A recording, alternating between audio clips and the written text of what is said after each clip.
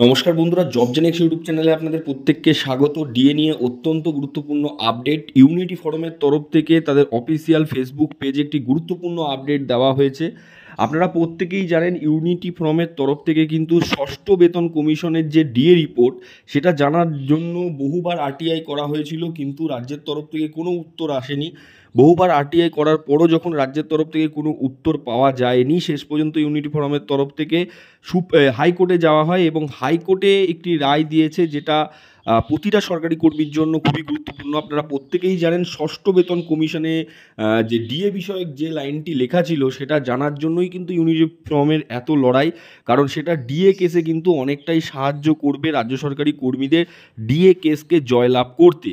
সেটা রাজ্য সরকার পুরোপুরি লুকিয়ে গেছিল যে ষষ্ঠ বেতন কমিশনে ডিএ বিষয়ক কী বলা হয়েছিল সেটা কিছুতেই রাজ্য সরকার প্রকাশ করছিল না। বহুবার আরটিআই করার পরও কিন্তু তা জানানো হয়নি বা দেওয়া হয়নি। দেখুন কি লিখেছেন, আজ মাননীয় বিচারপতি অমৃতা সিনহা ষষ্ঠ বেতন কমিশনের রিপোর্ট 1 জুলাইয়ের মধ্যে ওয়েবসাইটে আপলোড করার আদেশ দিল।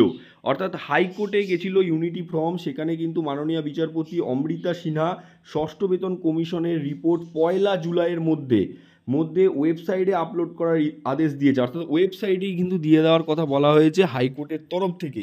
কেন রাজ্য সরকার ষষ্ঠ বেতন কমিশনের রিপোর্টটা লুকাতে চাইছিল তা প্রায় প্রত্যেকেই বুঝে গেছেন, যে রাজ্য সরকার যেহেতু ষষ্ঠ বেতন কমিশনের রিপোর্টটা লুকাতে চাইছে, কারণ সেইখানে ডিএ বিষয়ক এমন কিছু লেখা আছে যেটা রাজ্য সরকারকে সুপ্রিম কোর্টে পরাজিত করবে এবং রাজ্য সরকারি কর্মীদের জয়লাভ হবে সুপ্রিম কোর্টের ডিএ মামলার। সেই জন্য রাজ্য সরকার বহু চেষ্টা পরেও ইউনিফর্ম জানতে পারেনি ষষ্ঠ বেতন কমিশনে ডিএ বিষয়ক কী লেখা আছে, তা আরটিআই করার পরে শেষ পর্যন্ত হাইকোর্টে যায় এবং হাইকোর্টে বিচারপতি অমৃতা সিনহা জানান যে 1 জুলাইয়ের মধ্যে ওয়েবসাইটে আপলোড করতে হবে ষষ্ঠ বেতন কমিশনের রিপোর্ট। তিনি কিন্তু ওয়েবসাইটে আপলোডের কথা বলেছেন, যেখানে সমস্ত রাজ্য সরকারি কর্মীরাই কিন্তু দেখতে পাবেন ওয়েবসাইটে আপলোড করলে ষষ্ঠ বেতন কমিশনের রিপোর্ট।